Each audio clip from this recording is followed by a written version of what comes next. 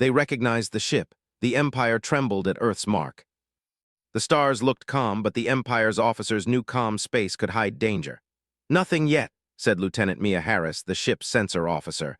Her voice was steady, but her hands moved quickly over the controls. She had learned long ago that quiet space was often the worst kind.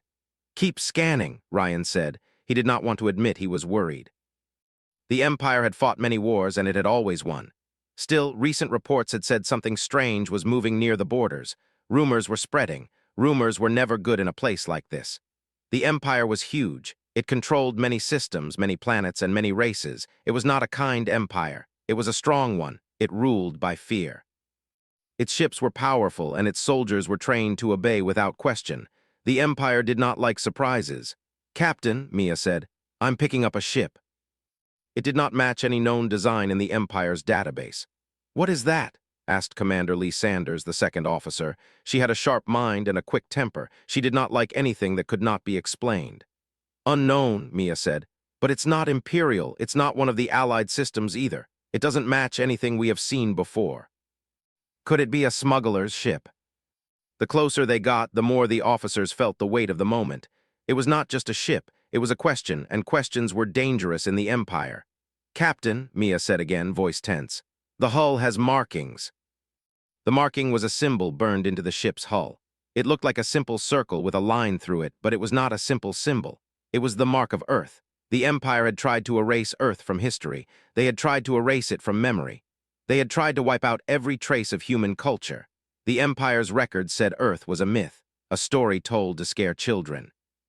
A dangerous legend from a time before the Empire existed, but the mark was real. "That symbol," Lee whispered, "it's the Earth mark." Those stories were old. They were supposed to be dead. "Send a message," Ryan said. "Identify the ship. Ask for its name and purpose. Use all frequencies.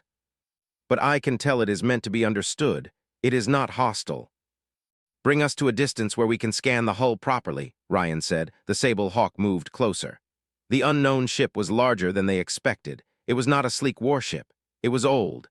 It looked patched like it had been repaired many times, but the repairs were done with skill, not desperation. It looked like a ship that had survived for a long time. "Captain," Mia said, "I'm getting a reading from the hull. It's human." But fear does not disappear simply because you tell yourself it should not exist. "Prepare for inspection," Ryan said. "We will send a boarding party if necessary. We request identification. We will not attack. We ask you to respond peacefully." "Follow it," Ryan ordered. "Do not lose it." The usual pride of Imperial officers was replaced by quiet worry. It was not just a ship anymore. It was a mystery that refused to be solved. After several hours, the unknown ship made a sudden jump. It vanished from the sensor screen. It left a faint trace in space like a tear in fabric. "It jumped," Mia said. Ryan frowned. "That's not normal. The Empire controls jump routes. You need a permit." If something was not afraid of the Empire, then the Empire was not as powerful as it believed. "Send a report to the fleet," Ryan said. "Tell them we saw a human ship. Tell them it carried the Earth mark." "Captain, there is something else." It sounded old, like a recording from a long time ago. "This is the last transmission from Earth," the voice said. "If anyone hears this, know that we did not die. We survived. We will return. We will not forget." They were built to carry power, but the words in the message touched something in Ryan. He had never been to Earth. He had never seen it. But he had heard the stories. He had been taught to hate it. Now he felt something else. Curiosity, fear, a strange hope. "What do we do?" Mia asked. Ryan looked at the empty space where the human ship had vanished. He thought of the Empire's endless rules, its strict control, its endless wars. He thought of the stories of humans who refused to surrender, who fought until the last breath. "We follow," he said. "We find out what they want. And the Empire will be blind. Then we will not be alone." It moved carefully, as if it did not want to be seen. The ship was old, but it was strong. It had survived for a long time, and it carried a heavy history inside its hull. Inside the ship, Commander Alex Walker stood in the control room. He was not young, but he was not old either. His face was lined with fatigue. He had been awake for many hours. He had a calm voice, but his eyes showed a deep worry. "Report," he said. Maya Lopez, the system's chief, looked up from her console. She had dark hair tied back in a simple bun. Her hands moved quickly over the controls, but her voice was steady. Ship systems are stable, Maya said. Engines are functioning, life support is holding, but we are low on supplies. We can last, but not for long. They are everywhere, but there is something else, something old, a signal that keeps repeating. He had not heard that code in years. It brought back memories he had tried to forget. That signal, Alex said quietly, it is the old distress call, it is coming from Earth. The human ship was small compared to the vast darkness, but it was not alone. It carried the last hope of a species that the Empire had tried to erase. We should not go back, Maya said. We should not risk it. The Empire will be waiting. Then what do we do? Those stories were enough to make his hands shake. Ben, Alex called, come here. But the Empire will destroy us. Why did we hide? Ben asked. Alex paused. Because we were weak, because we had no allies, because the Empire was too strong, we had to survive first. She had joined the ship after the Empire attacked her home planet. She had seen the Empire's cruelty up close. She had seen families torn apart. She had seen children cry. She had also seen the humans' strength. She had seen them fight back. She had seen them refuse to surrender. Why do they call us humans? She asked herself. Why do they call us Earthlings? She wanted to know what they would do. When she entered, Alex looked at her. Sarah, you should rest. Home. He had been in the Empire's service for most of his life. He believed in the Empire. He believed in order. He believed that fear was the best way to keep control. His aide, Lieutenant Josh Miller, entered the room. He looked nervous. Admiral, Josh said, we have received a report from the Sable Hawk. His face did not change at first. Then slowly his expression grew serious. A human ship, Josh said, with the Earth mark. The Empire's capital was a shining place. It was built to impress. It was built to show power, but Hail knew the truth. The Empire was built on fear, and fear was fragile. Send a message to the fleet, Hail said. All ships must be on high alert. Search every jump lane. We must find that ship. The Earth mark was simple. It was not a complicated symbol, but it carried meaning. It carried a message that the Empire had forgotten. Hail's mind went back to his youth. He had been a young soldier when the Empire first fought Earth. He had been proud. He had believed the Empire was right. He had believed that humans were a threat, but he remembered the fear in the humans' eyes. He remembered how they had fought. He remembered how they had refused to surrender even when they were losing. He remembered the last moment of the war when the Empire had won, but at a cost. The Empire had destroyed Earth's cities. It had wiped out most of the population. It had taken control of the planet's resources. It had declared Earth dead, but the human ship had escaped. Hail had thought it was gone. He had believed the Empire had won completely. Now he realized the Empire had been wrong. What if they return? Josh asked. Hail's voice was quiet. Then the Empire will tremble. They were not alone. The signal from Earth kept repeating. It was a message of hope. It was a message of survival. It was a message that told them to keep going. Alex looked at his crew. He saw fear in their eyes. He saw determination, too. He knew they were tired. He knew they were scared. But he also knew that humans were strong in a way the Empire did not understand. Humans did not need perfect weapons. They did not need perfect ships. They did not need perfect plans. Humans needed one thing, the will to keep going. Alex stood up. He walked to the center of the control room. He looked at everyone. We will reach Earth, he said. And we will find out what happened. We will learn what the Empire did, and if we must, we will fight. They were quiet, but their eyes spoke. They were ready. Outside the ship, the stars moved silently.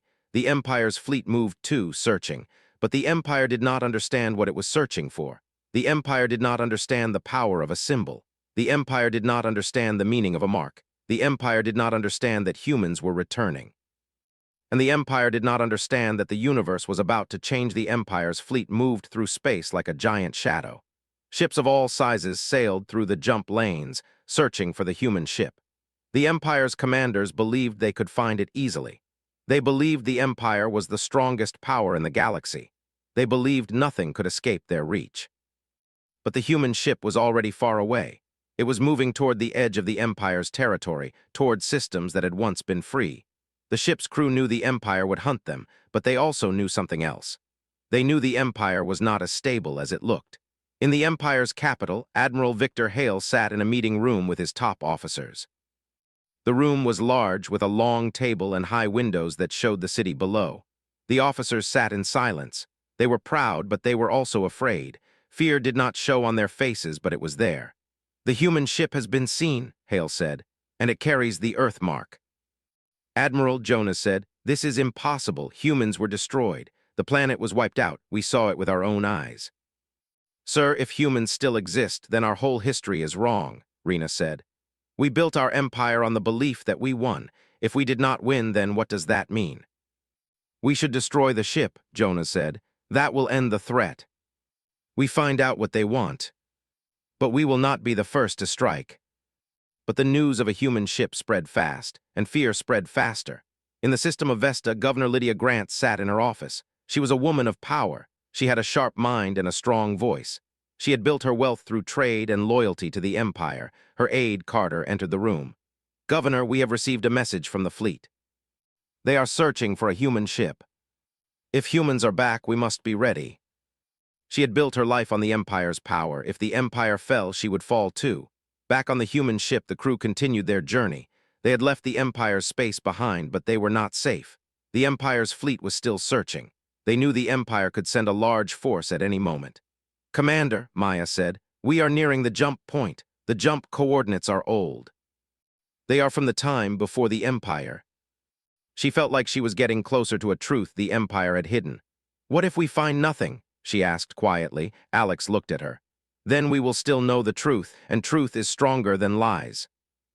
One mistake could destroy the ship. One mistake could end their lives." "Jump in 3, 2, 1, Ben said. The ship surged forward. Space bent around them. The stars stretched into lines. The ship disappeared into the unknown. When they came out, the view screen showed a new system. It was quiet. It was old. It was a system the Empire had not visited in a long time. "Where are we?" Maya asked. Alex stared at the screen. "This is the old route to Earth." The stars seemed to change. The air inside the ship felt heavier, like the crew was carrying a new weight. The weight of history, the weight of the past. Then the sensors picked up something. "Commander," Maya said, "there is a ship in the distance, a small ship. It is not Imperial, it is not human. But it is moving toward us." "This is the Free World's Alliance," the voice said. It was calm, it was clear. "We have been waiting for you. We have been waiting for a sign. You are the sign." He saw fear too. "We can help you," the voice continued, "but you must trust us." They were still discussing the human threat. They did not know that the Empire's control was slipping. Governor Lydia Grant was still preparing defenses. She did not know that some of her allied worlds were already talking about leaving. Admiral Hail was still trying to control the story. He did not know that the story was already changing. And in the dark space between systems, the human ship carried a new truth. The Empire was not the only power in the galaxy. The Empire was not the only force that could shape the future. Humans were returning, and the Empire was starting to tremble. The human ship drifted beside the Alliance ship. The Free World's Alliance ship was called the Liberty Dawn. It was larger and more advanced than the human ship, but it was not built for war. It was built for freedom. Commander Alex Walker stood in the control room. He watched the Alliance ship's hull. He felt a strange mix of relief and fear. Relief because he was not alone, fear because he did not know who these people really were. The Alliance ship's captain, a woman named Claire Mills, appeared on the screen. She had a calm face and steady eyes. She did not look like a warrior. She looked like someone who had seen too much. "Commander Walker," Claire said, "we are glad you answered. We have been waiting for you for a long time. We know and we can help. And we knew you would return one day. We also knew the Empire would fear you. What do you want from us? We want you to be a sign that the Empire is not invincible. But they need a reason, they need a symbol. They will send fleets, they will try to crush us. With truth." The Empire's people would begin to think. "What truth?" Sarah asked. Claire looked at her. "The truth about Earth, the truth about what the Empire did, the truth about how the Empire lied to everyone." "We have the truth," Alex said. "We have the Earth signal, we have the records, we have the memories. We have proof that the Empire destroyed Earth. We have proof that the Empire lied about its victory. We have proof that the Empire is not invincible. We are not asking you to fight. We are asking you to wake up." It reached worlds that had been told the Empire was a savior. The Empire tried to stop the message. It sent orders to cut off communication. It sent fleets to intercept. But the message was already spreading. The Empire could not stop it. Governor Lydia Grant watched the message on her screen. She felt a cold fear. The message was simple, but it was powerful. It showed the Empire's lie. It showed the Empire's cruelty. It showed the truth. "This is bad," she said. Carter nodded. "Yes, the people are already talking. Then we must show the Empire is still strong. We must regain control." He thought of the wars, he thought of the lies, he thought of the fear. "Send a fleet," Hale said. "But not to fight, to protect, to help. We will show the people that the Empire is the only one who can keep them safe." But the Empire was too late. The truth had already spread. In the outer systems, the Alliance and the human ship moved from world to world. They did not attack. They did not conquer. They simply showed the truth. They helped the people. They offered them freedom. People began to join them. They joined not because they wanted war, but because they wanted hope. The Empire tried to stop them. It sent fleets, it threatened, it punished. But each act of violence only made the Empire look weaker. Each act of cruelty made the people more determined.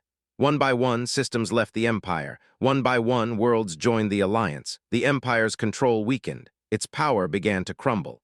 Back on the human ship, Alex looked at the stars. He felt a strange peace. He did not feel like a hero. He felt like a messenger. He felt like a symbol. "Commander," Maya said, "we are receiving a message from Earth. We will keep our mark." Its towers still reached high. Its flag still waved. But the people inside were changing. They were beginning to doubt. They were beginning to think. They were beginning to remember. The Empire was still powerful, but it was no longer unstoppable.